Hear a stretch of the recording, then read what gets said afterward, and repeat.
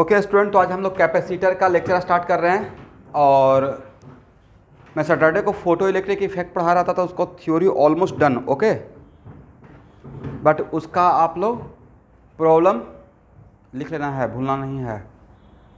Workout HC Verma का और exercise आप लोग ट्राई कीजिए, कर पाएंगे ना? और इसके लिए आपको सफिशिएंट टाइम दूंगा। पहले हम लोग फर्स्ट टर्म वाला जो भी पार्ट है उसको कवर कर लेते हैं, राइट, ताकि थोड़ा सा आप टेंशन फ्री हो जाए। फर्स्ट टर्म में क्या क्या है?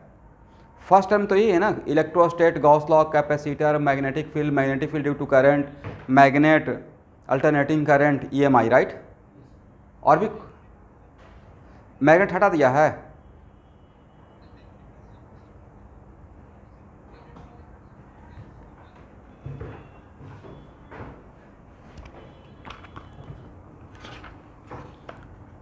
मूविंग चार्ज एंड मैग्नेटिज्म हो तो गया। मूविंग चार्ज एंड मैग्नेटिज्म है ना टर्म फर्स्ट में। देखिए, मैं टर्म फर्स्ट का आपको पढ़कर सुना रहा हूँ। Electric charge and field, right, electrostatic potential and capacitance, मतलब कैपेसिटर हो गया, करंट, इलेक्ट्रिसिटी, ठीक है साहब। आज मूविंग चार्ज एंड मैग्नेटिज्म, तो मूविंग चार्ज मतलब करंट में तो चार्ज मूविंग है, मतलब magnetic field due to current, ये सब आ गया इसमें, करेक्ट ना? एंड मैग्नेटिज्म एंड मैटर, मतलब magnet, correct. And electromagnetic induction और अल्टरनेटिंग करंट, मतलब प्रॉपर पूरा इलेक्ट्रोडायनेमिक्स, इज इट राइट?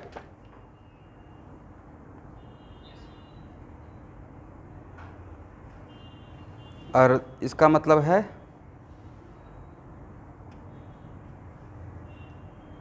इसको तोड़कर भी यहाँ पे लिखा हुआ है, जहाँ जो मेरे हाथ में है, magnetic effect of current and magnetism, सब है। मूविंग चार्ज एंड मैग्नेटिज्म और electromagnetic induction, alternating current, proper इसका बोलिएगा तो फोटो खींच के मैं दे दूंगा।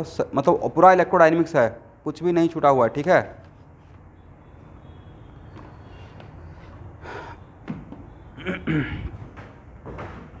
चलिए,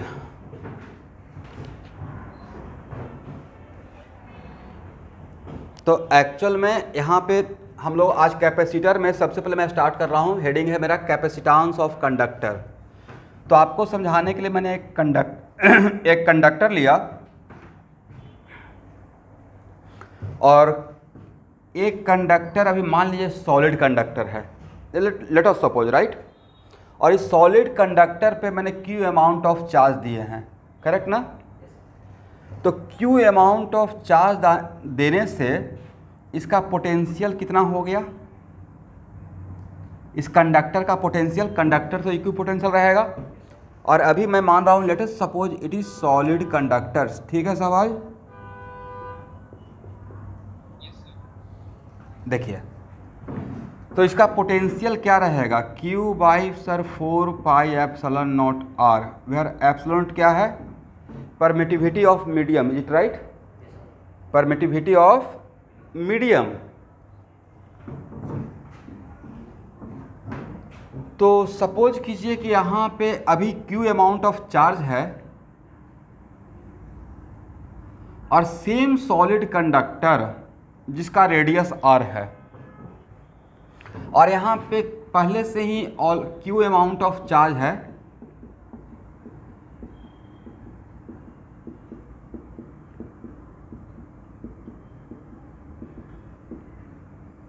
ऑलरेडी यहाँ पे Q है, और again Q amount of charge इसमें मैंने ऐड कर दिया। तो distribution of charge depends on shape. मैं इलेक्ट्रोस्टैट में पढ़ाया था, याद है आप लोग को? देखिए, पहले जो पढ़ाया हूँ मैं उसको मैं यहाँ पे यूज करूँगा, ठीक है एवरीवन। ये सब यहाँ पे टाइम वेस्ट नहीं किया गया था, मतलब मैं यहाँ पे ऐसे पढ़ाया था कि मान लेते हैं कि आर्बिट्रेरी शेप का मेरा कंडक्टर है और इस पर अगर Q अमाउंट ऑफ चार्ज दिए थे और इस पॉइंट पे अगर सिग्मा 1 था, तो अगेन इसमें Q करेंगे तो 2 सिग्मा 1 हो जाएगा, राइट, करेक्ट ना? इसका मतलब है कि distribution of charge for a given shape of conductor is unique distribution, right. और वो यूनिक डिस्ट्रीब्यूशन ऐसा डिस्ट्रीब्यूशन था जो कंडक्टर के ईच एंड एवरी पॉइंट पे इलेक्ट्रिक फील्ड को जीरो करता था। तो क्या इस बात को हम लोग को दोबारा रिपीट करने का रिक्वायरमेंट है? और यहाँ से ही तो लेकर आए थे कि sigma inversely proportional to radius of curvature, correct? That's why distribution of charge of a given shape of conductor, अब देखिए आपको आर्बिट्ररी कुछ शेप देगा नहीं, बट थ्योरी जब हम लोग टीचर पढ़ाते हैं तो हम लोग जनरलाइज बात करते हैं, right? But distribution of charge for a given shape of conductor is unique distribution, और वहाँ से लेकर आए थे अगर कंडक्टर का शेप आर्बिट्ररी है, अनसिमेट्रिकल है, तो चार्ज का डिस्ट्रीब्यूशन अनसिमेट्रिकल रहेगा। But if shape of conductor is symmetrical, like a spherical shape रहेगा, तो distribution of charge is symmetrical, right? That's why यहाँ पे जो, अब यहाँ पे अगर मेरा सिमेट्रिकल शेप है तो हर जगह पे सिग्मा सेम रहेगा। तो इस चार्ज Q के लिए V और Q/4πε है, तो Q प्लस Q कर देंगे तो जो एक्स्ट्रा Q आएगा वो, और यहाँ पे मैं अभी सॉलिड कंडक्टर ले रहा हूँ, it is very important to note that मेरा कंडक्टर क्या है, सॉलिड कंडक्टर है, इट राइट? तो जो एक्स्ट्रा Q है, Q डैश जो मेरा हो गया 2Q, वो अलग दूसरा वाला जो Q आया उसका डिस्ट्रीब्यूशन क्या अलग रहेगा या उसी तरीके से डिस्ट्रीब्यूट करेगा जैसे पहले वाला Q किया था, वही परसेंटेज डिस्ट्रीब्यूशन रहेगा। और यहाँ पे तो बिल्कुल सिमेट्रिकल है, राइट? तो अब आपका V डैश क्या हो जाएगा, नया potential sir 2Q/4πε, is it right, correct? इसका मतलब है कि सर नीचे वाला, लेकिन एक्स्ट्रा Q देने से क्या आपका शेप ऑफ कंडक्टर या R या परमिटिविटी ऑफ मीडियम पे तो कोई फर्क नहीं पड़ा, लेकिन आपका पोटेंशियल जस्ट डबल हो गया, राइट? इसका मतलब क्या बोल सकते हैं, for a given shape of conductor, अभी मैं कैपेसिटर पर नहीं आया हूं, it is very important to note that, मैं सिर्फ एक कंडक्टर लिया हूं, right? For a given shape of conductor potential directly proportional to Q, right? बोल सकते हैं Q, इसका मतलब जैसे जैसे चार्ज बढ़ाएंगे कंडक्टर का पोटेंशियल इंक्रीज करेगा, राइट? इसका मतलब Q directly proportional to V,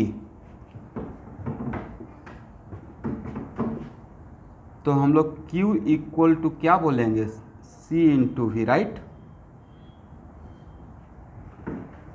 जहां पे C क्या है,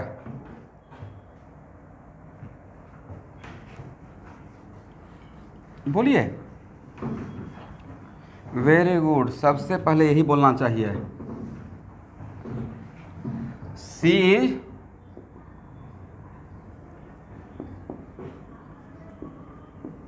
कांस्टेंट ऑफ प्रोपोर्शनलिटी, समझे? C is constant of proportionality, और जैसे ही आप कांस्टेंट ऑफ प्रोपोर्शनलिटी बोल दिए, इसका मतलब it does not depend on charge and potential, right? ये कुछ ऐसा बात है स्टूडेंट कि मान लेते हैं कि आपने 10 लीटर का बाल्टी मार्केट से खरीद के लाया कि इसमें 10 लीटर पानी आएगा, ये कंपलसरी कि ऑलवेज उसमें 10 लीटर पानी रखे, ये मेरी मर्जी है, पानी है तो रखेंगे, नहीं तो नहीं रखेंगे, बट पानी रहने या नहीं रहने से उसका कैपेसिटी पे कोई फर्क पड़ेगा? तो सर तो फिर कैपेसिटी किस बात पर डिपेंड करेगा? सर उसका कैपेसिटी डिपेंड करेगा कि वो 10 लीटर का है तो मतलब किस तरीके का है, राइट? बस मुझे वॉल्यूम से मतलब कि बस उसका इनर वॉल्यूम 10 लीटर होना चाहिए, राइट? अब पानी रखने का प्रॉपर एक जगह है, बाल्टी को उल्टा करके तो पानी रखेंगे नहीं, करेक्ट? इसको मजाक में मत लीजिए, बड़ा सीरियस बात कर रहा हूँ। इसका मतलब है कि यहाँ पे एक कांस्टेंट ऑफ प्रोपोर्शनलिटी है, इसका मतलब पहला पॉइंट तो ये हो गया, it does not depend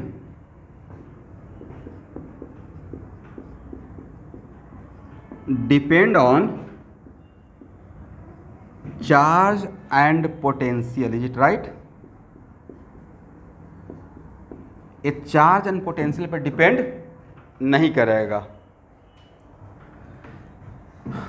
तो a constant of proportionality also known as what,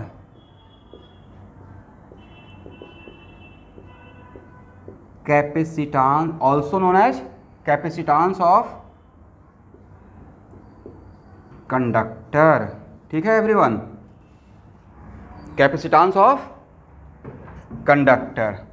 तो next question sir, capacitance of conductor का एक्चुअली तो ठीक है बोल देंगे capacitance of conductor, but capacitance मतलब कैपेसिटी, कैपेसिटी फॉर व्हाट? तो किसी भी कंडक्टर का कैपेसिटी मतलब चार्ज को होल्ड करने का कैपेसिटी, राइट, चार्ज को रखने के लिए। तो ये क्या लिखे, तो कैपेसिटांस ऑफ कंडक्टर का definition, capacitance of conductor is defined as, capacitance of conductor defined as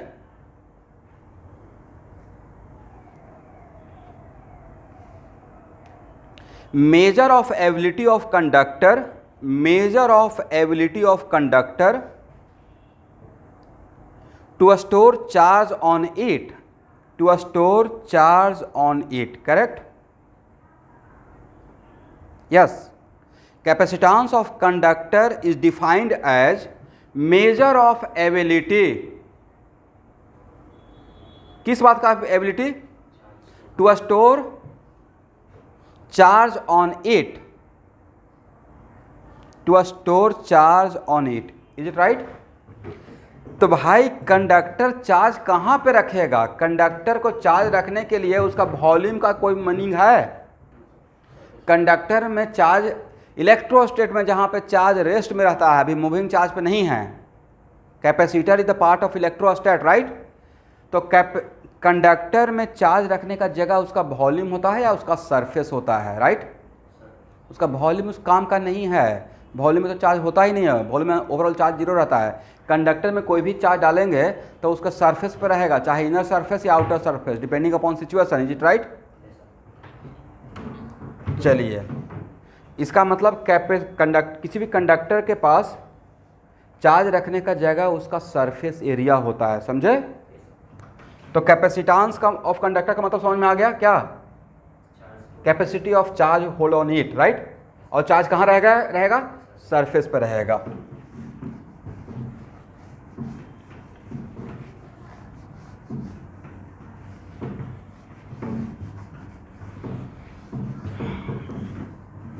अब यहां देखिए,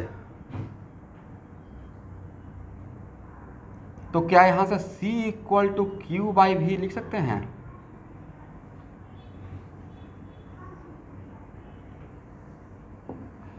देखिए स्टूडेंट, आप लोग बोलिएगा कि सर ये तो इतना आसान सा फार्मूला, इस पर 7 स्टार लगा दिए, बट याद रखिएगा इतना ज़बरदस्त फार्मूला है कि अभी यहाँ पे स्टार्ट किया हूँ, ठीक है?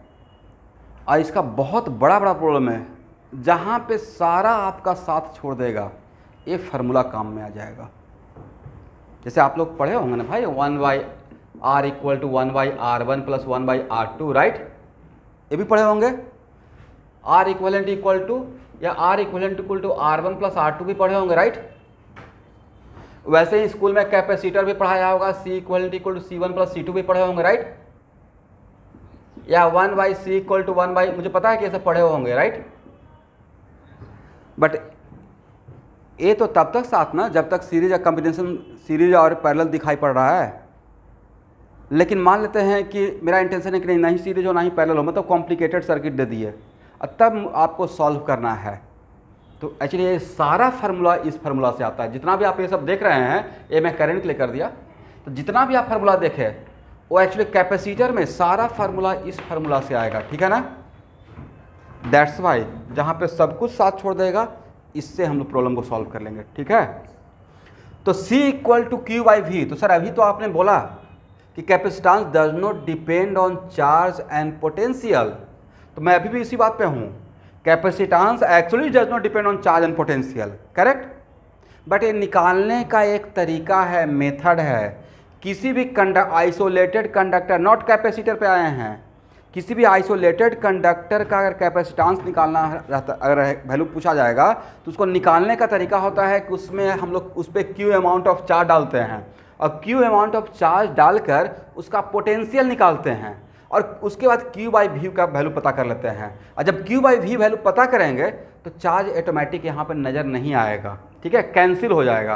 तो ये निकालने का एक तरीका है। कोई अगर आपको कंफ्यूज करे कि C इक्वल टू Q, अभी बात आप बोल रहे हैं कि capacitance does not depend on charge and potential, और निकालने के लिए यही C फार्मूला का यूज़ कर रहे हैं, तो वहाँ पर बोलना है कि बस ये निकालने का एक तरीका है कि किसी भी कंडक्टर का कैपेसिटेंस पूछा जाएगा तो उसमें हम लोग Q अमाउंट ऑफ चार्ज डालेंगे और फिर क्या करेंगे, उस कंडक्टर का पोटेंशियल निकालेंगे और Q बाई V, और जब Q बाई V करेंगे तो ऑटोमेटिक लास्ट में जाकर Q को कैंसिल होना ही पड़ेगा। अगर Q रह जाएगा मतलब ये Q पर डिपेंड कर रहा है, राइट, बट Q रहेगा नहीं, डोंट वरी, ओके।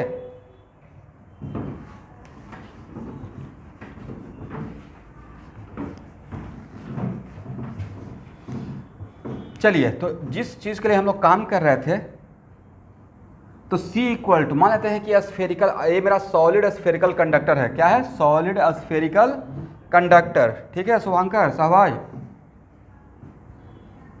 तो Q और इसका V कितना आया है? V के लिए कोई कंफ्यूजन है क्या? इसका V लिख सकते हैं Q by 4 pi epsilon not when charge is capital Q।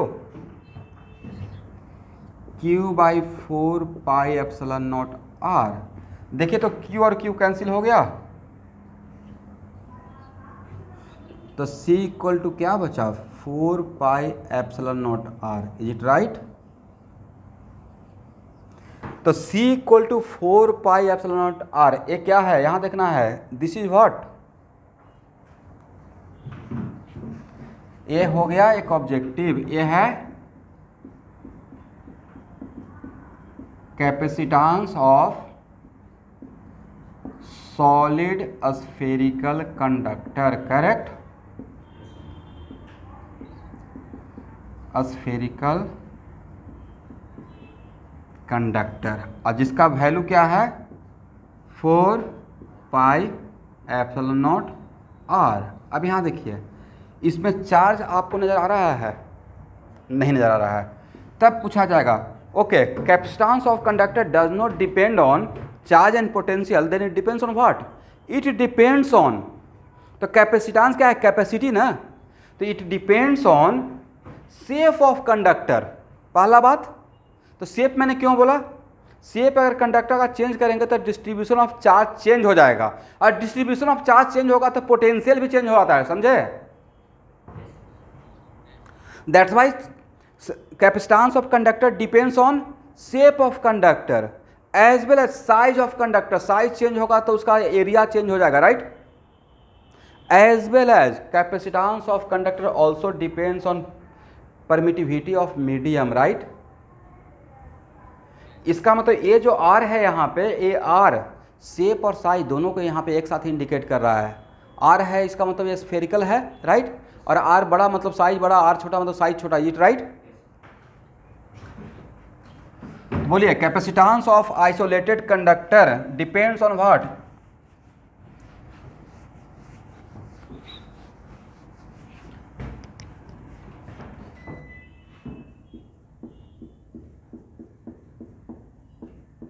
कैपेसिटा, इस फार्मूला को 7 स्टार दिया हूँ, बहुत इंपॉर्टेंट है, ठीक है। Capacitance of conductor depends on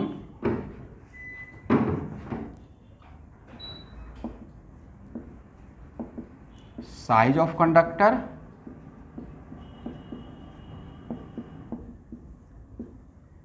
shape of conductor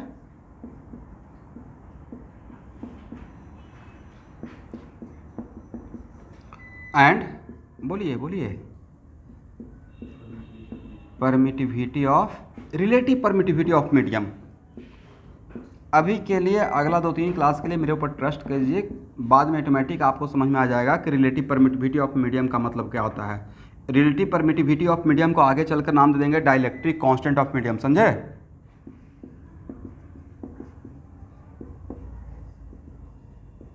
permittivity of medium, इन 3 चीज पे ये डिपेंड करेगा, करेक्ट?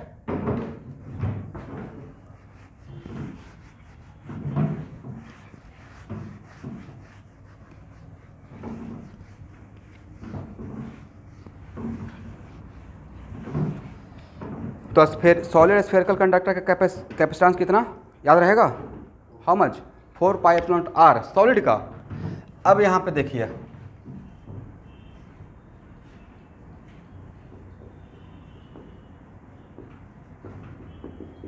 यस साइज अगर बड़ा रहेगा, या साइज का मतलब यहाँ पे है सरफेस एरिया, तो ऑब्वियसली साइज अगर बड़ा होगा तो साथ में उसका सरफेस एरिया भी बड़ा हो जाएगा, राइट? हॉलो स्फेरिकल कंडक्टर,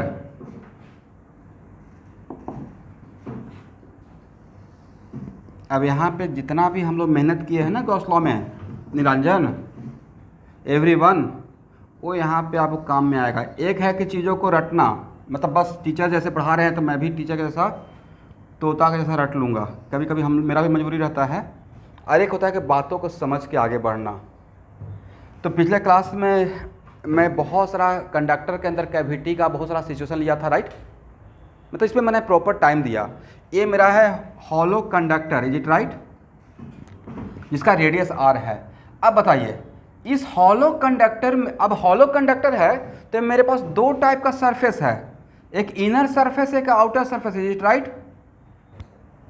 इस हॉलो सरफेस पर क्यू अमाउंट ऑफ चार्ज अगर आप डालते हैं तो अब बताइए Q amount of, it is very important to note that Q amount of charge डालने से ये चार्ज क्या इनर सरफेस पे जाएगा? हाँ या ना, कुछ तो बोल ही सकते हैं। अगर नहीं समझ में आ रहा था, गॉसियन सरफेस अंदर बना लीजिए। इनर सरफेस आउटर सरफेस के बीच में एक थिकनेस रहता है, उसके अंदर मैं गॉसियन सरफेस बनाता था, राइट? उस गॉसियन सरफेस के बाद कंक्लूजन क्या? कंडक्टर के अंदर इलेक्ट्रिक फील्ड जीरो। तो क्या इस सिचुएशन के लिए when conductor is hollow spherical conductor and be putted a Q amount of charge on the conductor, तो is it charge appear on inner surface? सब लोग को रिप्लाई चाहिए भाई, सुबह भी यही तो सिखा रहे थे कि तुम कुछ तो बोला कीजिए।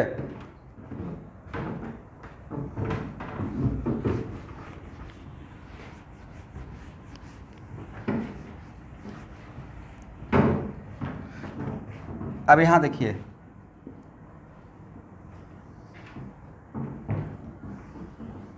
अब सच में मुझे ऑफलाइन क्लास का रिक्वायरमेंट हो रहा है, आप खास करके आपके बैच के लिए मुझे टेंशन होना स्टार्ट हो गया है।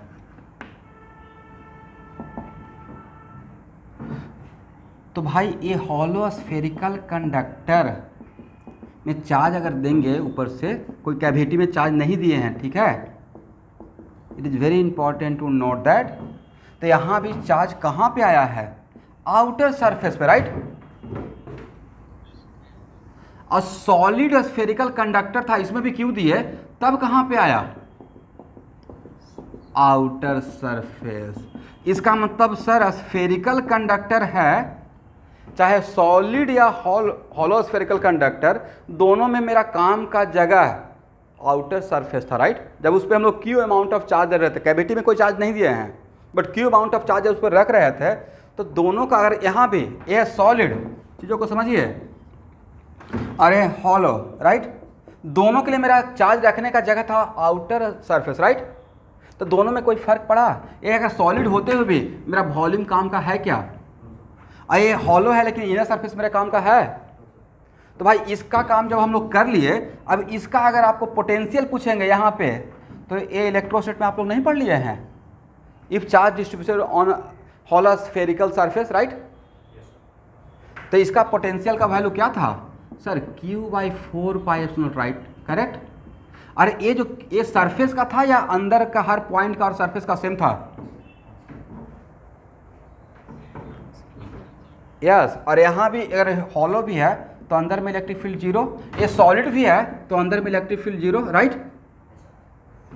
तो नहीं था डिटो ऑलमोस्ट सेम हो गया कैपेसिटेंस के पॉइंट ऑफ व्यू से, राइट? तो यहाँ पे capacitance of this hollow spherical conductor कितना रहेगा सर? Q/V, right? और V कितना? Q/, सब लोग को बोलते रहना है भाई, यस। तो 4 पाई एप्सिलॉन R।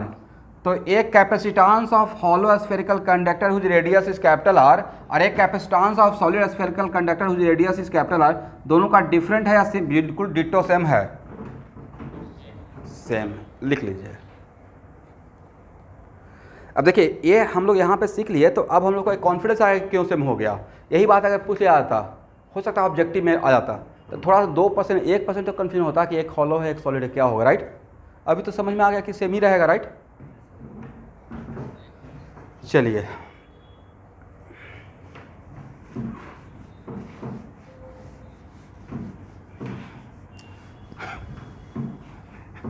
अब किसी का डिस्टर्ब हो रहा है इतना भी मैं म्यूट करिए भाई शुभांकर। चलिए ठीक है, जैसा है वैसा रखिए, कोई दिक्कत नहीं है।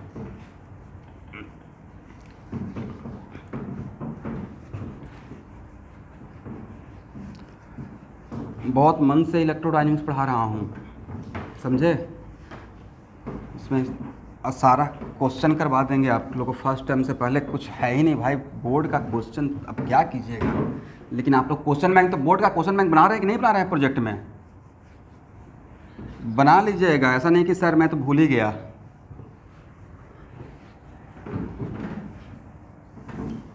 क्योंकि देखिए बोर्ड में कुछ कुछ ऐसा क्वेश्चन आता है ना कि बिल्कुल थ्योरेटिकल टाइप का है, तो उसको एक बार देखना होता है। तुम बना रहे हो ना MTG का, ठीक है।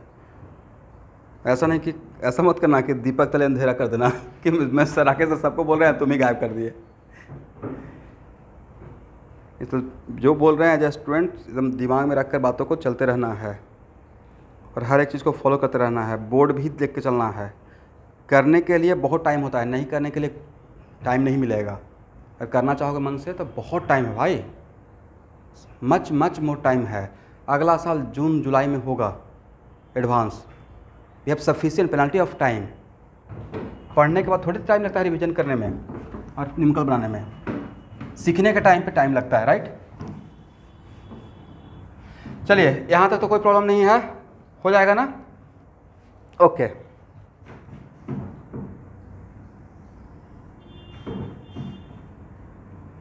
अब यहाँ देखिए स्टूडेंट, मान लेते हैं कि मेरा एक कंडक्टर है, राइट।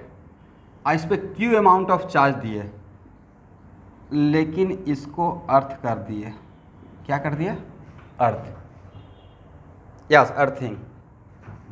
तो C इक्वल टू आप तो करेंगे Q/V। आप क्या करेंगे? Q/V, is it right. But V क्या रहेगा? 0। तो आपको लगता है कि किसी भी कंडक्टर को अर्थिंग करने से उसका कैपेसिटी इनफाइनाइट हो जाएगा? इसका मतलब है कि किसी भी कंडक्टर को अगर अर्थिंग कर देते हैं और उस पर आप, तो C कितना हो जाएगा? इन्फिनिटी हो जाएगा, समझे। इसका मतलब किसी भी कंडक्टर को अगर हम लोग अर्थ से अटैच करते हैं तो उसका कैपेसिटी चार्ज रखने का, मतलब थियोरेटिकली एटलीस्ट बोल सकते हैं ना, इनफाइनाइट हो जाएगा। करेक्ट है एवरीवन? चलिए इसको लिख लीजिए, ये भी एक ऑब्जेक्टिव का पार्ट बन गया। चलिए अब यहाँ पे देखिएगा,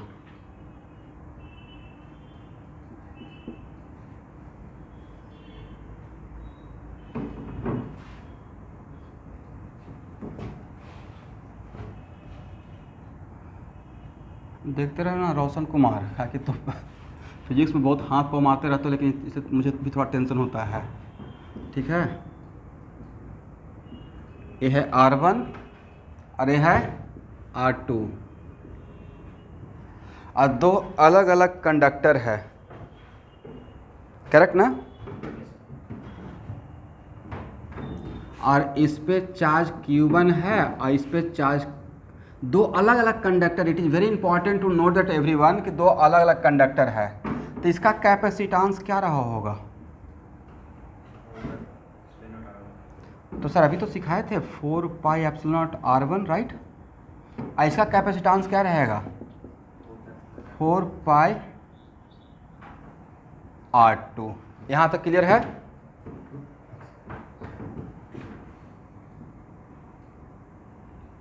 अब इसको एक यहाँ पे स्विच लगाए हुए हैं, ठीक है। एस मतलब स्विच, और स्विच अब पहले ओपन था, ऑफ था। मेरा क्वेश्चन ये है कि जब स्विच को ऑन कर देंगे तो ये दोनों कंडक्टर अलग कंडक्टर रहेगा या now become single conductor? Behave as single, behave as a what? Single conductor. आपको नहीं लगता कि आपने कुछ देर के लिए शॉर्ट सर्किट कर दिया? भाई कभी कभी हम पॉजिटिव और नेगेटिव टर्मिनल को बायस या चांस ऐसे करते हैं तो देखिएगा बैटरी में तो चिंगारी आते रहता है। It is kind of short circuit. Short मतलब क्या कि बहुत एनॉर्मस अमाउंट ऑफ चार्ज का फ्लो जाता है, तो हम लोग बात करेंगे। तो मेरा क्वेश्चन है कि after, it is very important to note that जैसे ही स्विच को ऑन करते हैं, व्हेन एस इज क्लोज्ड करने का मतलब ऑन करना, राइट, देन इन दोनों का कंबाइंड कैपेसिटेंस ऑफ कंडक्टर क्या रहेगा? ये कोई कैपेसिटर का सीरीज और पहले भी नहीं पढ़ा रहा हूँ। It is very important to note that. मैं बस अभी जैसे ही इसको ऑन करेंगे तो दोनों मिलाकर मेरा सिंगल कंडक्टर रहेगा, right. Then see combined, then capacitance of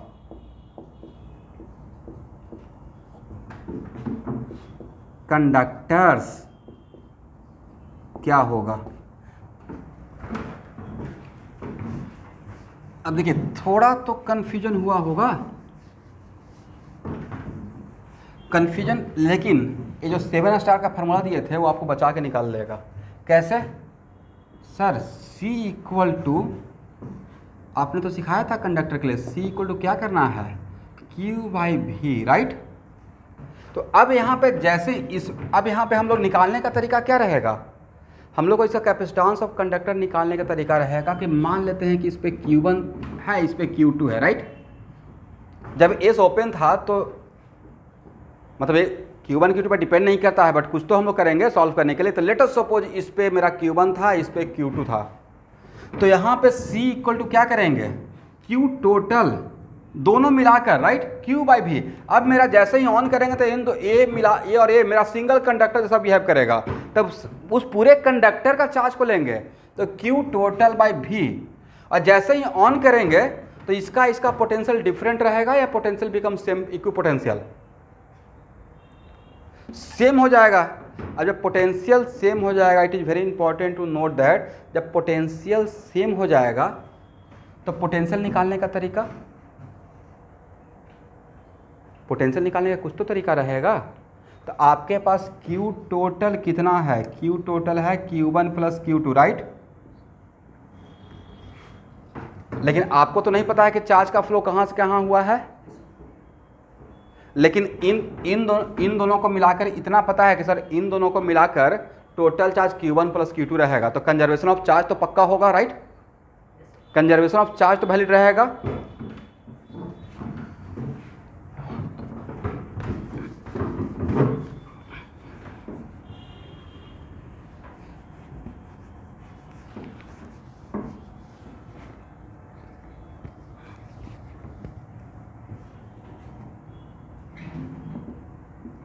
तो मान लेते हैं कि यहाँ पे स्मॉल q है और यहाँ पे q total minus small q है, इतना तो लिख सकते हैं ना, according to conservation of charge. और q टोटल का वैल्यू मुझे पता है कितना, बाद में पुट कर देंगे Q1 plus Q2, is it right. तो क्या यहाँ से आप बोल सकते हैं, ये तो आपको फार्मूला इलेक्ट्रोस्टैट में डिराइव किए थे everyone, R1 equal to Q total minus Q by 4 pi epsilon R2, is it right. 4 pi epsilon से 4 पाई एप्सिलॉन कैंसिल, तो क्या यहाँ से स्मॉल q निकल जाएगा? Q by R1 equal to capital Q total by R2 और minus Q by R2, is it right. तो Q equal to 1 by R1 plus 1 by R2 equal to Q total by R2, correct है। तो Q total बताइए how much amount of, यहाँ पे small q के लिए क्या लिखिएगा?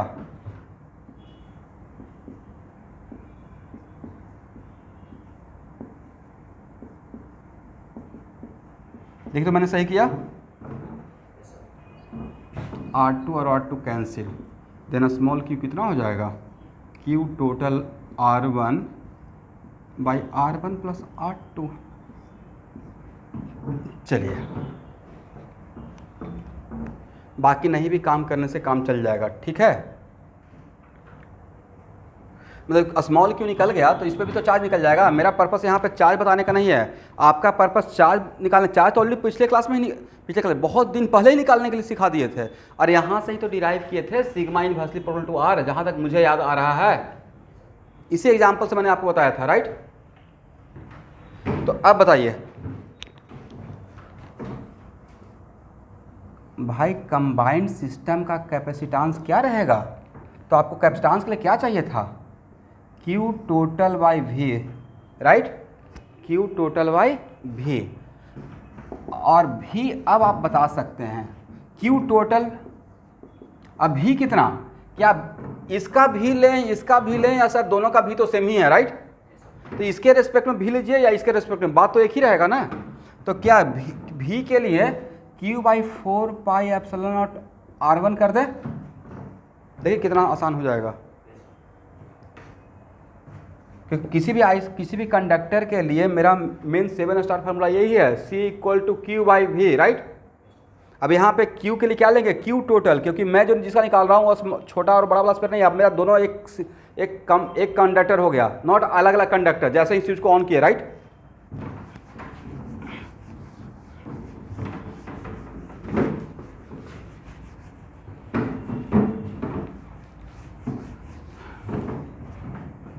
तो C equal to Q total 4 pi epsilon R1, ए वाला टर्म ऊपर चला जाएगा। और स्मॉल q के लिए क्या था वैल्यू स्टूडेंट, जरा बोल सकते हैं?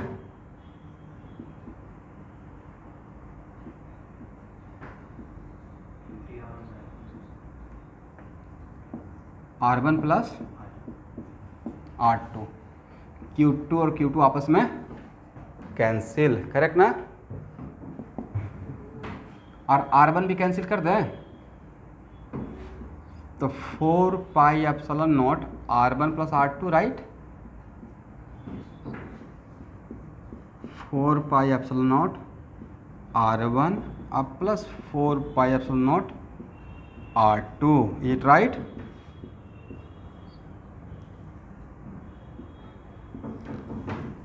अब यहाँ बड़ा इंटरेस्टिंग एक्सप्रेशन आ गया, राइट सर। यहाँ पे आने के बाद ऐसा लग रहा है कि बिफोर क्लोजिंग द स्विच पहले था C1, दोनों का इंडिविजुअल था C1 और C2, और C1 यही था ना, ये क्या था C1 और ये क्या था C2। जैसे ही क्लोज कर दिए तो इसका कंबाइंड C1 प्लस C2 का जैसा लग रहा है, राइट, C1 प्लस C2। ऐसा क्यों हो गया? अब आप लोग किसी के दिमाग में आया होगा जो कैपेसिटर पढ़ लिए होंगे, मैं भी कैपेसिटर में नहीं आया हूँ, कि सर इट इज लग रहा है ऐसा, it is kind of parallel जैसा हो गया। नहीं, पैरेलल में ये होता है, कैपेसिटर जब पैरेलल में रहता है तो C equal to C1 plus C2 हो जाता है, बट कैपेसिटर तो अभी स्टार्ट ही नहीं किए हैं, फिर भी लुक्स लाइक पैरेलल जैसा, राइट। वजह इसका ये रहा कि एक्चुअल में जब दोनों स्फेरिकल कंडक्टर है और उसका काम में आने वाला जो जहाँ पे स्टोर करके, प्रैक्टिकल इसका सिग्निफिकेंस, जब जहाँ पे स्टोर करके रखते उसका एरिया था, और परमिटिविटी ऑफ मीडियम दोनों का सेम है, और दोनों का एरिया यहाँ पे जो काम में आता। तो अब जब दोनों का ऐड कर दिए तो ऐड करने के बाद हम लोग को कंबाइन एरिया मिल गया दोनों का अलग अलग। दैट्स वाई अब दोनों मिलकर अपना सरफेस एरिया का यूज करेगा। दैट्स वाई ऐसा लग रहा है कि जस्ट इसको ऐड कर दिए, this one plus this one, ये है एक्चुअली इसका मतलब, ठीक है। लास्टली मुझे इन सब बातों से कोई मतलब नहीं था, मुझे मतलब था कि how to solve the problem.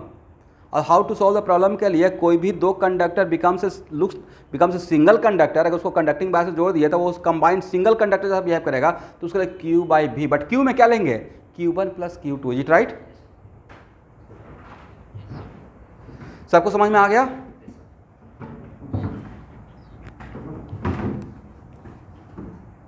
ये बिल्कुल परफेक्ट क्वेश्चन है फॉर जेईई मेन, इसको मजाक में मत लीजिएगा, एक बढ़िया क्वेश्चन आप लोग के लिए बन गया, समझे?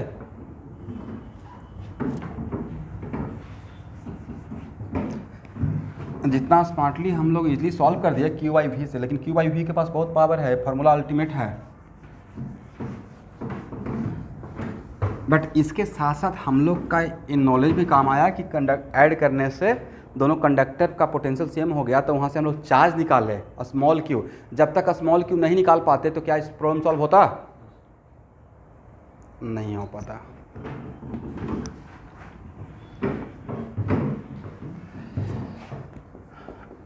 अब यहाँ देखिए स्टूडेंट,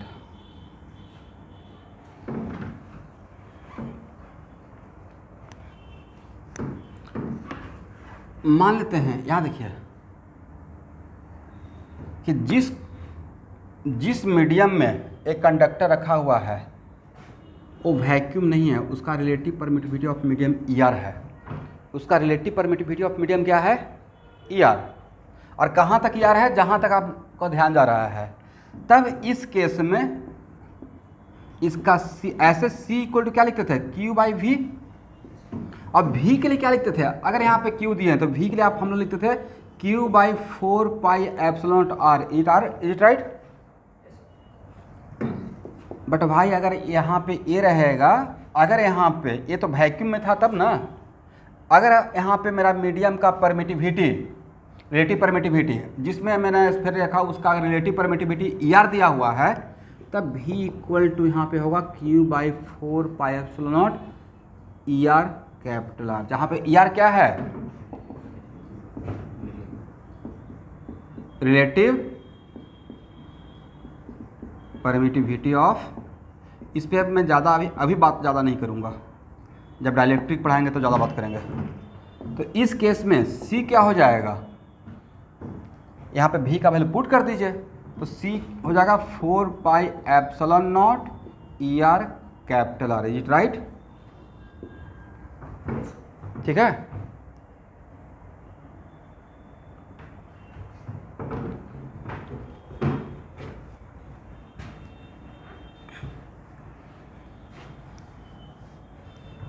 चलिए यहाँ देखिए तो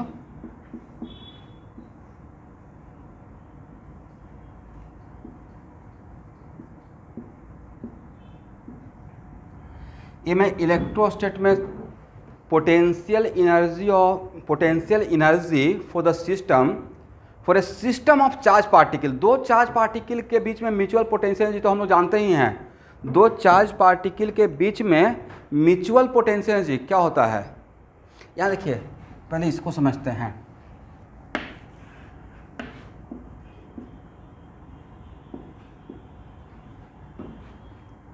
पोटेंशियल एनर्जी क्या रहेगा एवरीवन? जब बता सकते हैं बोलिए भाई, प्रॉब्लम क्या है?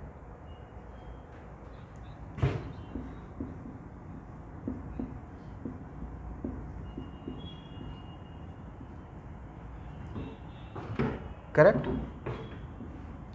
ये पोटेंशियल किसका? Q1 का या Q2 का, या दोनों का म्यूचुअल? म्यूचुअल है दोनों का, राइट। तो दोनों का म्यूचुअल है, तो भाई इसको ऐसे भी तो हम लोग लिख सकते हैं ना।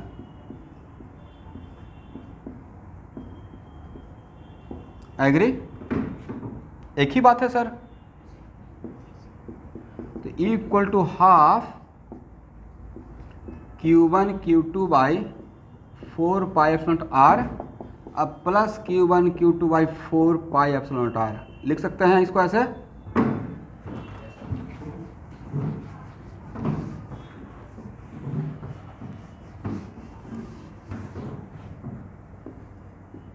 तो E equal to half Q1 Q2 by 4 pi epsilon R, Q2 Q1 by 4 pi epsilon R. इसको ऐसे लिख सकते हैं, जल्दी से बोलते रहिएगा। भाई ए क्या है सर? ए तो वैल्यू है potential due to Q2 on point Q1, right. ए है, ये जो टर्म है जिसको मैंने सर्किल किया वो Q2 की वजह से Q1 पे पोटेंशियल है, राइट। तो V1 यहाँ देखिए, V1 क्या है? V1 है potential on point 1 due to Q2, right. और ए क्या है? V2 potential on 2 due to 1, correct. तो half Q1 V1 plus half Q2 V2, is it right? इसको ऐसे भी तो देख सकते थे एवरीवन।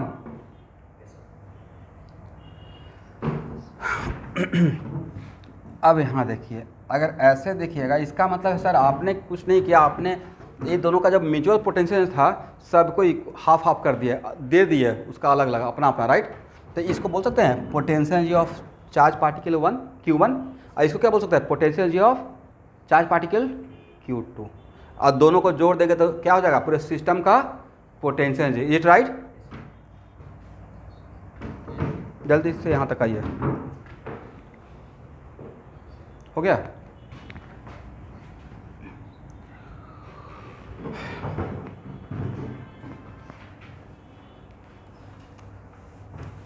बहुत बढ़िया से कैपेसिटर पढ़ाऊँगा, बस इंटरेस्ट लेते रहिएगा। और क्लास छूटने के बाद इंटरेस्ट ख़त्म हो जाता है, फिर क्या होता है आप वीडियो फॉलो करना स्टार्ट करते हैं।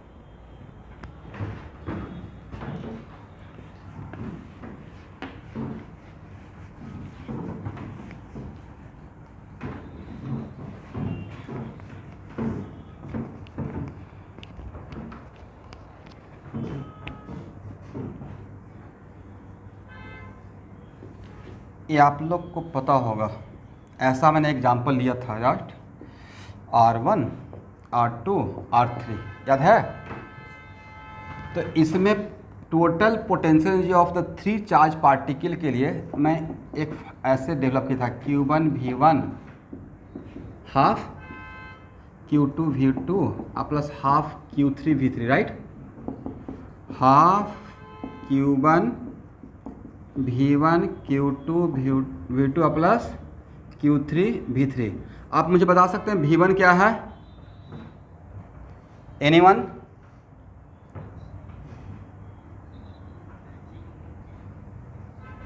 Very good. Potential at point 1 due to Q2 and Q3, right.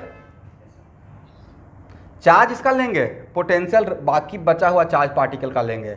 इसका मतलब है कि sir system of charge particle अगर मेरे पास रहेगा तो सर इतना इस पर स्ट्रेस देने का मतलब क्या है? तो स्ट्रेस देने का मतलब है कि अगर single charge particle, is very important to note that single charge particle का पोटेंशियल का एक फार्मूला ये भी होता है Q इंटू V, राइट।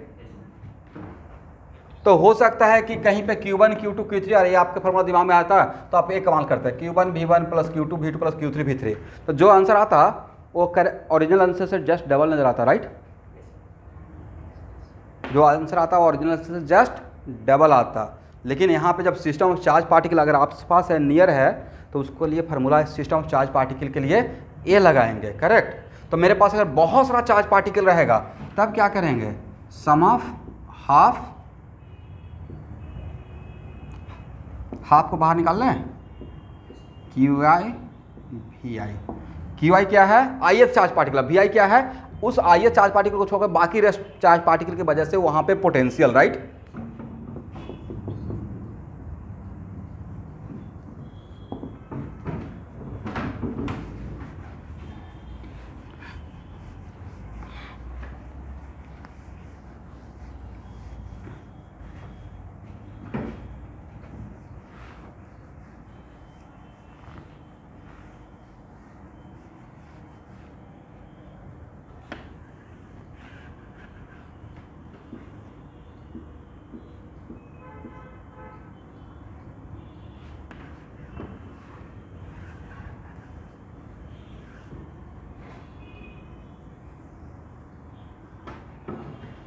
यहाँ देखिए, एक गॉस लॉ में मैं फार्मूला डेवलप किया था कि किसी भी कंडक्टर पे अगर Q अमाउंट ऑफ चार्ज रखते हैं, किसी भी कंडक्टर पे अगर Q अमाउंट ऑफ चार्ज को अगर प्लेस करते हैं, राइट, तो उसका यहाँ पे जो मान लेते हैं Q ग्रेटर देन 0 है, निगेटिव में रहेगा तो सेम ही आंसर आएगा, ठीक है। और ये मेरा कंडक्टर है। हालांकि वहाँ पे जब मैं सॉल्व किया था conductor when charge distribution over the surface, ये भी किया था, और वहाँ पे एज ए फिजिक्स टीचर किया था। बता आपको एक कॉन्फ्रेंस दिया था कि देखिए जब मैं कैपेसिटर पढ़ाते रहूँगा तो कैपेसिटर का ही दूसरा नाम है कंडेंसर, राइट। कंडेंसर जो फैन में लगाते हैं, ठीक है, प्लेट ऑफ कैपेसिटर, करेक्ट। तो भाई इसका पोटेंशियल एनर्जी का फार्मूला क्या था जरा आप लोग बता सकते हैं? मुझे तो याद है,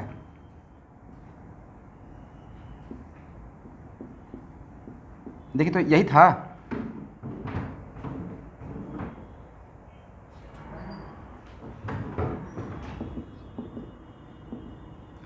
यही फार्मूला था क्यू स्क्वायर बाई 8πε0। किसी भी कंडक्टर पे, वहाँ पे कंडक्टर ही नहीं बोलते, वे बोलते हैं when charge distributed over the surface of a sphere then potential energy. तो यहाँ पे क्या सिंगल चार्ज पार्टिकल है या सिस्टम ऑफ चार्ज पार्टिकल था?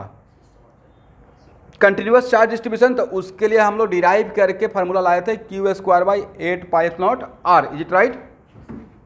और वहाँ पे क्या बोले थे कि टोटल चार्ज, ये जो पोटेंशियल एनर्जी है वो कहाँ तक फैला हुआ है एज ए फिजिक्स?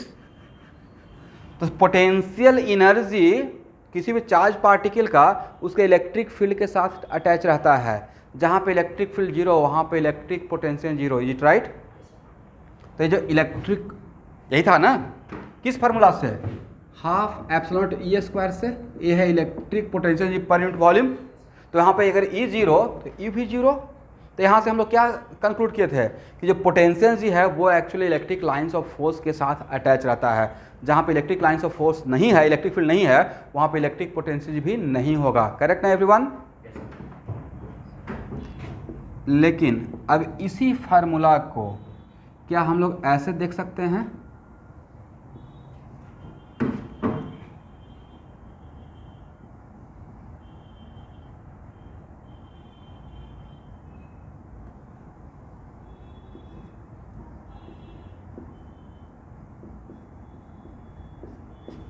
तो सर बात तो एक ही है, राइट?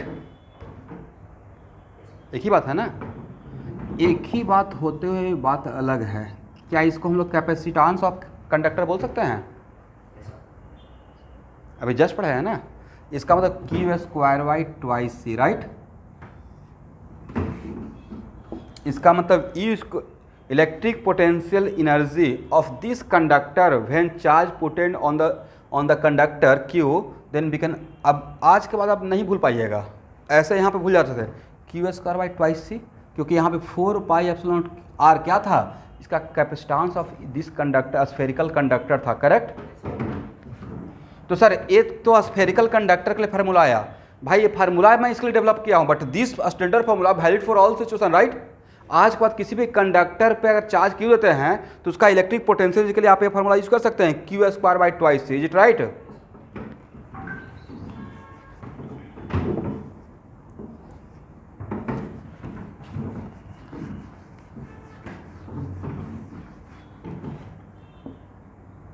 यहाँ देखिए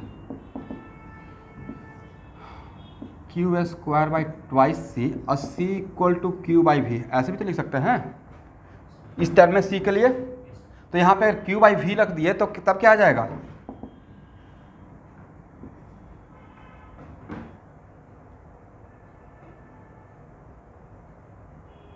sir half Q into V, half Q into V, is it right? क्या कैसे?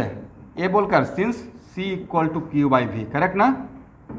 तो सी के बदले क्यू बाई वी पुट कर देंगे तो electric potential of conductor equal to half into Q into V भी कर सकते हैं। Where Q is what? Total charge on conductor, और वी क्या है? Potential of conductor. करेक्ट है एवरीवन? और क्यू के बदले भी तो आप क्यू इक्वल टू सी भी तो लिख सकते हैं, सी क्रॉस मल्टीप्लाई करने से। Q equal to what? C into V. तो अगर यहां से आते हैं तो क्या ये लिख सकते हैं? हाफ सी भी स्क्वायर। तो सर एक ही फार्मूला को तीन फॉर्मेट में दिखाने का क्या रिक्वायरमेंट है? रिक्वायरमेंट है, यहाँ देखिए रिक्वायरमेंट ये है, it is very important to note that. ये अभी कैपेसिटर के लिए नहीं, बट डिटो यही तीन फार्मूला कैपेसिटर में भी मैं डिराइव करके दिखाऊंगा। इससे फ़ायदा यह होगा कि सम टाइम्स आगे चलकर ऐसा होगा कि पोटेंशियल कांस्टेंट रहेगा, चार्ज वैरी करते रहेगा। क्या कांस्टेंट रहेगा, क्या वैरी कर सकता है? पोटेंशियल कांस्टेंट रहेगा, चार्ज वैरी करेगा। लेकिन पोटेंशियल कांस्टेंट रहेगा और चार्ज वैरी करेगा, उससे कैपेसिटेंस ऑफ कंडक्टर पे कोई फर्क पड़ेगा? Because capacitance of conductor does not depend on charge and potential, it depends on what? Permittivity of medium, shape of conductor and size of conductor, is it right? तो charge potential constant रहेगा, charge vary करेगा, तो उस time पे question को solve करने के लिए हाफ सी भी स्क्वायर का यूज करेंगे, समझे? यहाँ पे चार्ज वैरी कर रहा है बट पोटेंशियल कांस्टेंट है, तो वहाँ पे इससे काम चला लेंगे।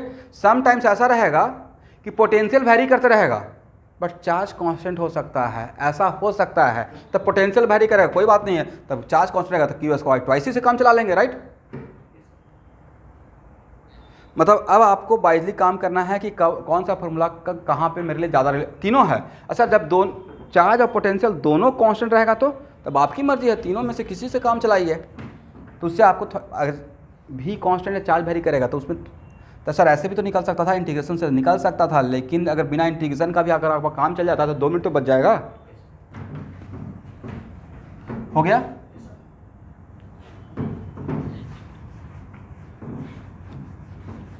हाँ,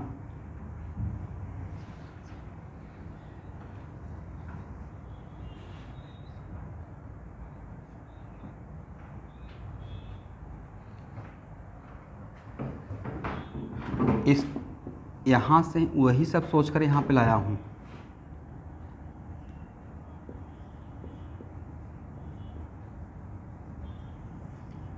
ऐसे अगर देखिएगा, ऐसे देखना चाह रहे हैं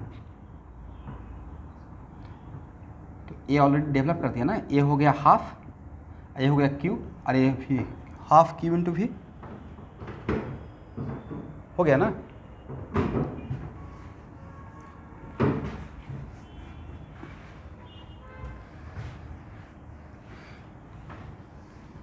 अब मेरे क्वेश्चन का आंसर दीजिए, पोटेंशियल एनर्जी का डिफिनेशन क्या होता है? Work done against the field force, work done against the field force, is it right?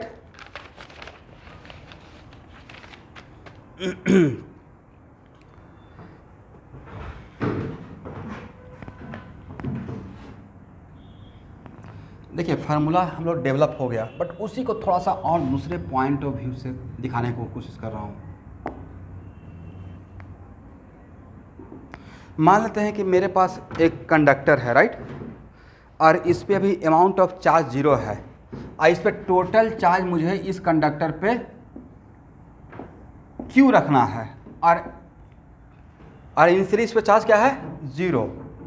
तो यहाँ पे चार्ज हम लोग रखेंगे तो मान लेते हैं, ये लिखना नहीं है, सिर्फ सुन लीजिए। तो मान लेते हैं कि पहला स्लॉट, मैंने यहाँ पे पहले भी मैं बात बोला होगा, पहला स्लॉट यहाँ से DQ लेके आया, करेक्ट? कितना लिए? DQ। तो यहाँ पे जब DQ लेकर आ रहे हैं यहाँ से, तो इस DQ के लिए क्या आपको कोई भी फील्ड के अगेंस्ट काम करना पड़ेगा? क्योंकि इस पे चार्ज ही नहीं है तो इसका फील्ड नहीं रहेगा, राइट। लेकिन जब दूसरा स्लॉट DQ का लेके जाएंगे तो पहला जो DQ आ गया वो उसको आने में अपोज करेगा, राइट। उसके अगेंस्ट आपको काम करना है, तो उसके अगेंस्ट जो काम करेंगे वही तो इसमें क्या स्टोर होते रहेगा? In form of energy, potential energy, right. तो लेट अस सपोज यहाँ पे amount of charge Q already आपने ला के रख दिया,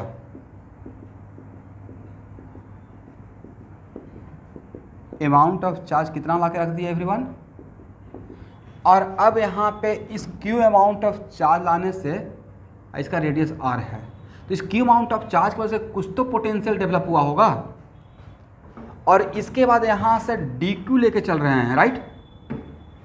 तो इस DQ को इन्फिनिटी से यहाँ तक लाने के लिए जो वर्क करना पड़ेगा अगेंस्ट द फील्ड फोर्स, वो तो DU के बराबर रहेगा, करेक्ट एवरीवन। और यहाँ पे जब इन्फिनिटी पे ये है, जब इन्फिनिटी पे है तो इन्फिनिटी पे पोटेंशियल क्या है? इसका पोटेंशियल इन्फिनिटी पे 0 रहेगा, इसका DQ का change in potential is equal to what? Work done against the field force. This DQ का, इसमें जो चेंज इन पोटेंशियल होगा, मैं DQ जब बोल रहे हैं तो सिंगल चार्ज पार्टिकल हो गया। DQ का मतलब क्या? Is it system of charge particle या it is the point charge? DQ का मतलब इट इज पॉइंट चार्ज। तो DQ को इन्फिनिटी से लेकर अगर सरफेस पे ला रहे हैं तो इनिशियल हो गया मेरा इन्फिनिटी, तो इस DQ का initial position, initial potential energy of DQ क्या लिखिएगा? DQ into V at infinity, और इन्फिनिटी पे पोटेंशियल 0। और जब इसी DQ को यहाँ पे लेकर आ गए तो फाइनल पोटेंशियल रहेगा DQ into potential of the surface, right. तो भाई चेंज इन पोटेंशियल कितना रहेगा sir? Final minus initial, correct. तो फाइनल माइनस इनिशियल कितना होगा? DQ into V minus 0, right. और यही तो मेरा रहेगा work done against the field force, right. तो डी यू कितना रहेगा, D Q into V, correct हो गया। ये जो चेंज इन पोटेंशियल जो डी क्यू पे जो चेंज इन पोटेंशियल हुआ वही जमा होते रहेगा। हर डी क्यू अपने साथ एक पोटेंशियल यहाँ पे लेकर आएगा और इस पर बैठते जाएगा, तो यहाँ पे एनर्जी स्टोर होते जाएगा, राइट। मतलब प्रैक्टिकल ऐसा कुछ पूछने नहीं जाएगा हम लोग। ये मुझे भी पता है कि फार्मूला क्या यूज करना है, half Q square by twice C, न तो हाफ क्यू इंटू वी और नहीं तो half C V square, correct. तो क्या इसी को हम डी डब्ल्यू, यही मेरा क्या है डी यू,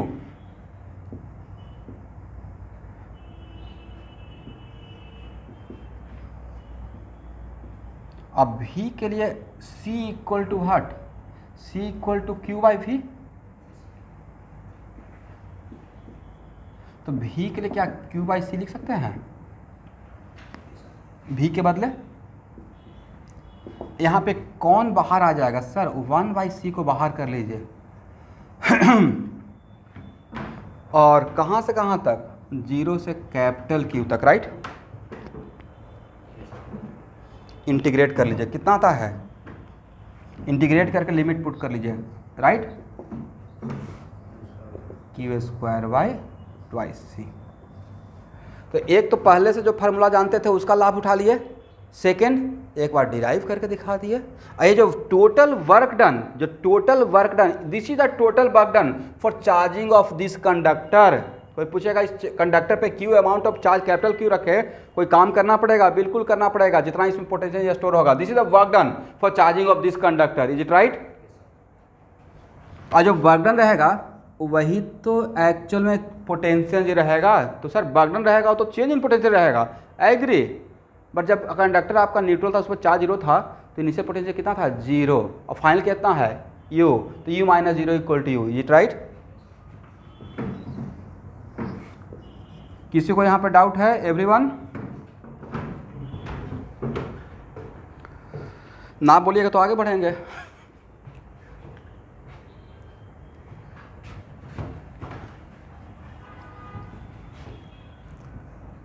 ये समझ में आ, डेरिवेशन कर लीजिए,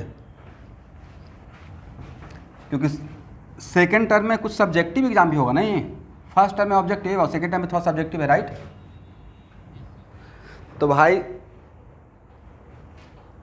क्या बोले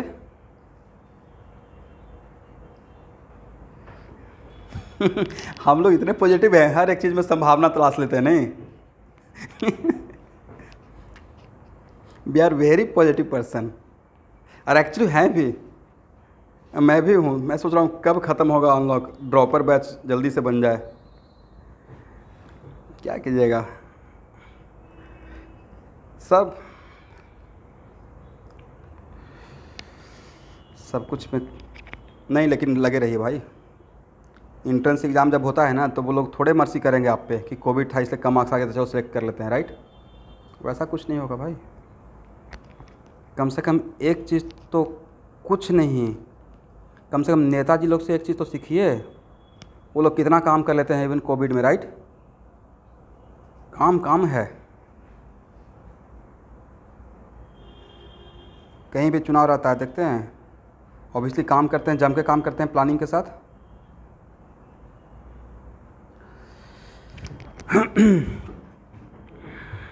चलिए यहाँ तक हो गया, इसको हटाए।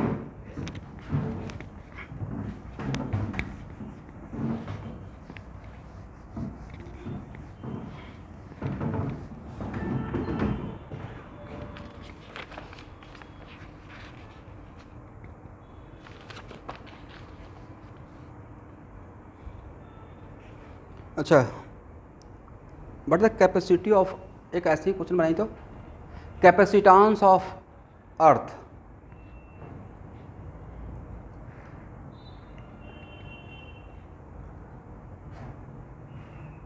निकाल पाएंगे?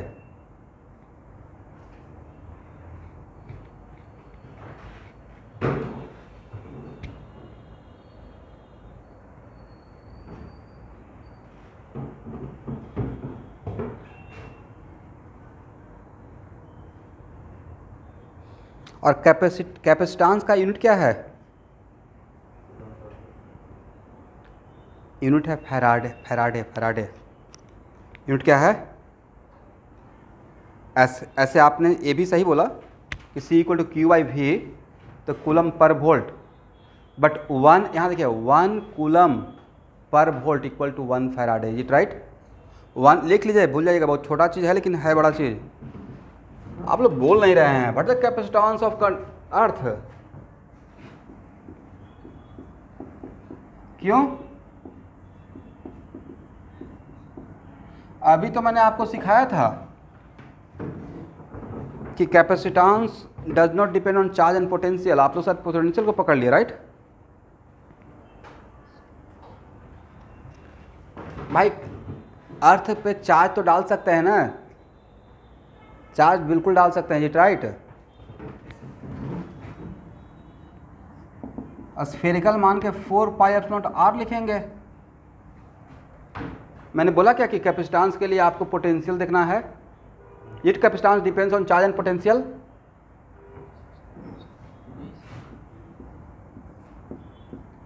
तो 4 पाई और आर अर्थ का रेडियस, स्फीयर थोड़ा देर के लिए मान लीजिए मेरे कहने पे। कितना होता है अर्थ का रेडियस? 6400 किलोमीटर। तो 6400 into 10⁻³ metre, is it right? और 4 पाई एप्सिलॉन का वैल्यू 1/4 पाई एप्सिलॉन का वैल्यू है, तो क्या 4 पाई एप्सिलॉन का वैल्यू इतना लिख सकते हैं?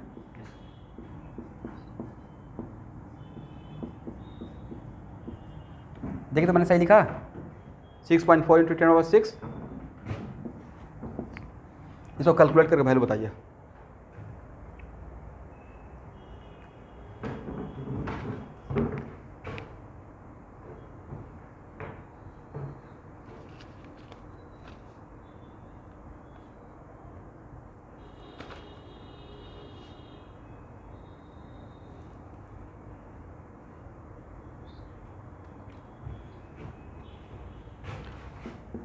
आंसर है 711 माइक्रो फैराडे। देखिए तो इतना आंसर आएगा, दिस इज द आंसर।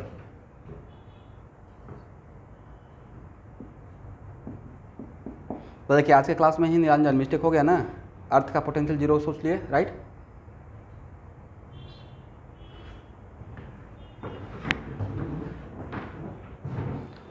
और भाई अर्थ चार्ज को होल्ड करके रख सकता है। अर्थ पे चार्ज डालिएगा, ठीक है, तो अर्थ पे चार्ज रह सकता है, ठीक है। अरे तो एक फिलोसफिकल क्वेश्चन है ना, हो सकता है क्वेश्चन नहीं आए, बट हो सकता है आ जाए, तो इसको स्फीयर मान के डील करेंगे। अच्छा करवाए थे, चलिए।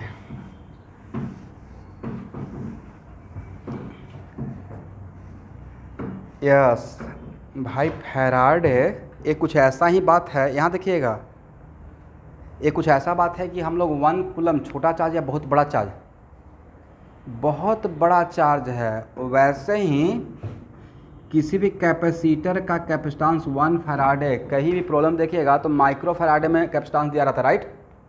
1 फैराडे तो बहुत बड़ा कैपेसिटी है, थोड़ा छोटा कैपेसिटी या बहुत बड़ा कैपेसिटी। पूरे अर्थ का कैपेसिटेंस आप निकाल लिए, सोचिए कितना बड़ा स्फीयर, उससे बड़ा स्फीयर तो आप नहीं लीजिएगा एक्सपेरिमेंट में, अर्थ से बाहर जाकर थोड़े काम कीजिएगा, करेक्ट? और उसका भी कितना है? 711 micro Faraday, is it right? चलिए अब एक प्रॉब्लम है,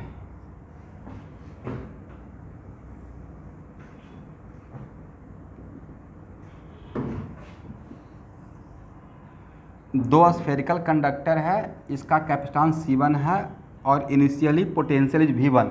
और जब पोटेंशियल V1 बोल रहे हैं तो ऑब्वियसली चार्ज किया हुआ होगा, राइट? और इसका कैपेसिटेंस C2 है एंड पोटेंशियल इज V2, समझे?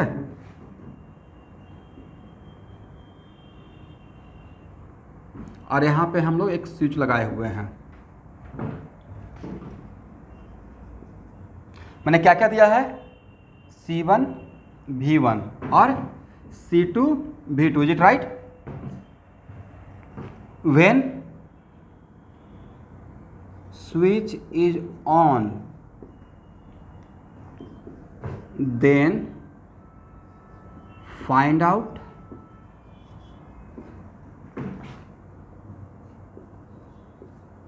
Loss of electric potential energy. तो आप बोले सर लॉस होगा, गेन होगा, क्या होगा, मुझे नहीं पता है, मैंने बोल दिया लॉस। ठीक है, मैंने अपना एक टर्म यूज किया। यहाँ देखिए लॉस, तो लॉस ऑलवेज क्या होता है ना स्टूडेंट, फाइनल माइनस इनिशियल या initial minus final? Loss always initial minus final. आप ए वैल्यू निकालिए, अगर वैल्यू निगेटिव आ जाएगा मतलब लॉस नहीं हुआ, गेन हुआ है, करेक्ट। अगर ए वैल्यू निगेटिव आ गया मतलब ए बड़ा है छोटा है मतलब गेन हुआ, इंक्रीज किया। और अगर ए वैल्यू जीरो हो गया मतलब देयर इज नो लॉस। और अगर ए वैल्यू पॉजिटिव आ गया मतलब there is a loss, right. इसलिए आपको ये नहीं बोलना है कि सर आपको कैसे पता चला इलेक्ट्रिक पोटेंशियल लॉस ही होगा, मैंने अपना एक सेंटेंस बना दिया, आप कंक्लूड कीजिएगा। तो निकालिए, when switch is on close then find out loss of electric potential energy and answer should be in C1 V1 C2 V2 in terms of C1 V1 C2 V2।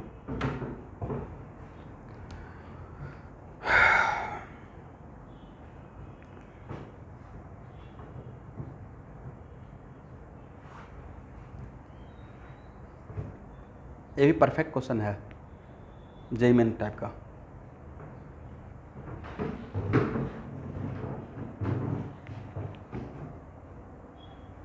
आप लोग try करेंगे या मैं solve करूं?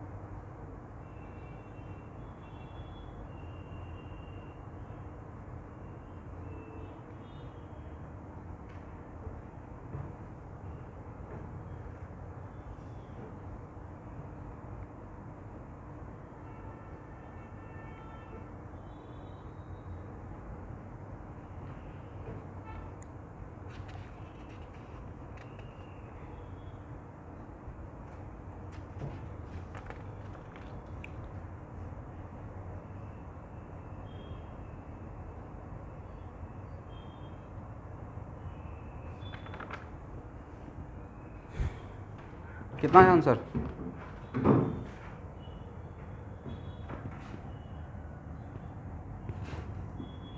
Anyone?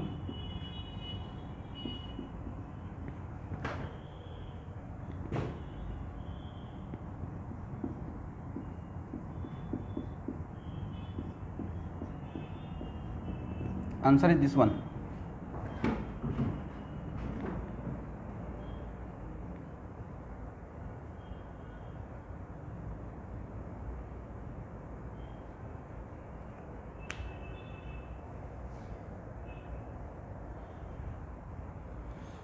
क्या इसको मैं solve करूं?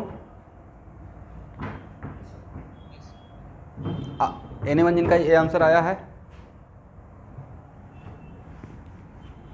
नहीं आया है.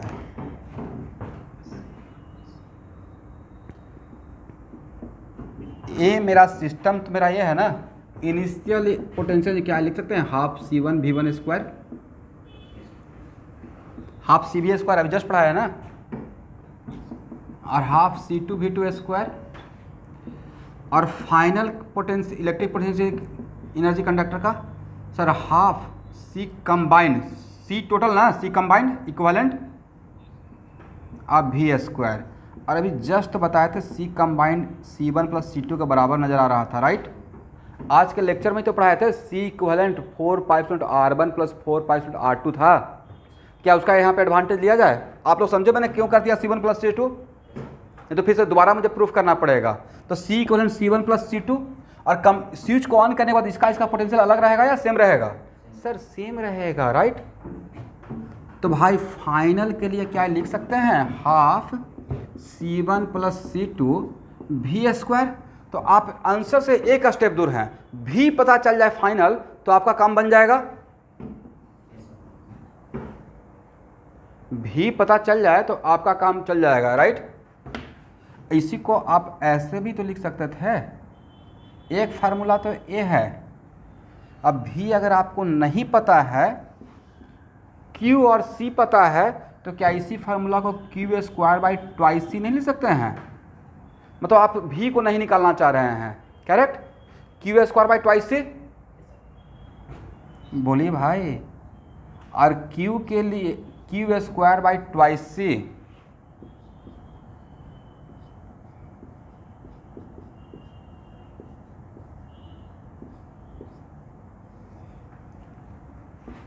टोटल चार्ज आपके पास कितना था? इस पे चार्ज कितना? इस पे चार्ज C1 प्लस V1 कर लिख सकते हैं. इस पे चार्ज, तो ये चार्ज टोटल चार्ज तो अभी भी तो कांस्टेंट रहेगा कंडक्टर का. Q square by twice C, 2 C1 plus C2, right? तो फाइनल आपको बता दिया, इनिशियल ये है. क्या इनिशियल माइनस फाइनल कर नहीं कर लेंगे? यहाँ तक जिसको समझ में नहीं आया वो मुझसे पूछ सकते हैं. क्या इस फार्मूला तक समझ में आया आपको? एक फार्मूला ये था, इसमें V के जगह पे हम लोग ये फार्मूला यूज करें. यहाँ देखिए, ये फार्मूला यूज करें या ये यूज करें, आंसर अलग थोड़े आएगा. ये यूज करने में थोड़ा सा मेरे लिए कन्वीनियंट रहेगा. क्यों क्या है? टोटल चार्ज दोनों कंडक्टर मिलाकर. तो इस पर चार्ज था या नहीं था? भाई V1 तभी था ना जब चार्ज था. तो यहाँ क्या, यहाँ पे Q1 नहीं निकाल सकते हैं before closing the switch? C1 V1, right? इस पर Q2 नहीं निकाल सकते हैं. कितना? C2 V2. क्लोज करने के बाद इस पर कितना चार्ज है, इस पर कितना चार्ज, उससे मुझे मतलब नहीं है. पूरा सिस्टम एक हो गया, राइट? टोटल चार्ज से मतलब था, क्योंकि आप C भी ले रहे हैं क्या, दोनों का इंडिविजुअल या कंबाइंड. तो C ले रहे हैं कंबाइंड, तो चार्ज भी लेंगे total, right? Q square by twice C, और Q के बदले C1 V1 plus C2 V2 का स्क्वायर, यही बोल रहे हैं ना स्क्वायर करने के लिए, दिस वन. अब फाइनल आपके पास है, इनिशियल है. क्या इनिशियल माइनस फाइनल कर लेंगे? तो ये हो जाएगा लॉस हो जाएगा initial minus final. Half C1 V1 square plus half C2 V2 square minus C1 V1 plus C2 V2 का होल स्क्वायर, और divided by 2 C1 plus C2. Calculation part आपका है. क्या कैलकुलेट करके जो आंसर था वहाँ तक पहुँच पाएंगे आप लोग?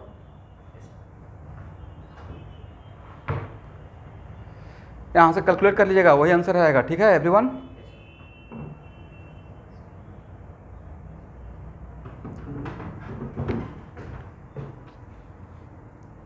देखिए तो आंसर जितना लिखे थे उतना आता है क्या कैलकुलेट करने के बाद?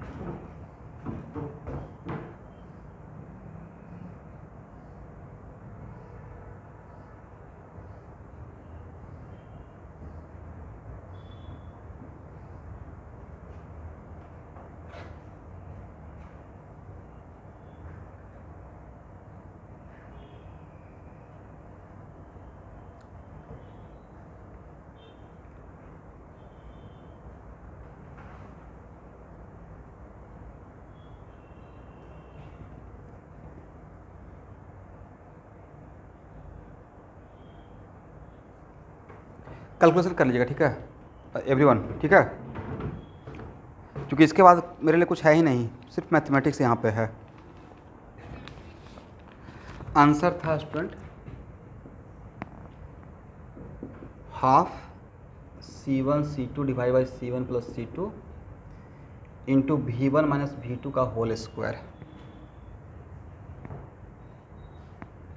ये था लॉस इन इलेक्ट्रिक पोटेंशियल जी। अच्छा, अगर आ गया है तो बताइए लॉस गया कहाँ? लॉस हुआ energy neither be created not destroyed, convert one form into another form. This loss convert into what? This loss converted into heat, right? जैसे ही कनेक्ट करेंगे तो यहाँ पे इस वायर में या यहाँ पे हीट के फॉर्म में लॉस हो जाएगा, ठीक है? कहीं ना कहीं तो एनर्जी को कन्वर्ट होना पड़ेगा, तो लॉस हुआ है और बाकी कोई सोर्स है नहीं, तो loss of electric potential converted into heat energy, ठीक है? तो इसी क्वेश्चन को उल्टा करके भी पूछ सकते हैं, heat energy produced equal to what? तो जो लॉस रहेगा वो हीट में कन्वर्ट हो जाएगा। तो आज कैपेसिटर का पहला क्लास हम लोग स्टार्ट कर लिए। तो यहाँ से ही अब वीक में मेरा कितना क्लास होता है? 3 क्लास ना या 4 क्लास? कितना क्लास हो रहा था वीक में? 3 क्लास, 3 क्लास। तो ऑल क्लासेस इलेक्ट्रोडायनेमिक्स का, ठीक है? फर्स्ट कंसर्न, बाकी आयनिक खत्म होगा, बंद कर दो, आयनिक खत्म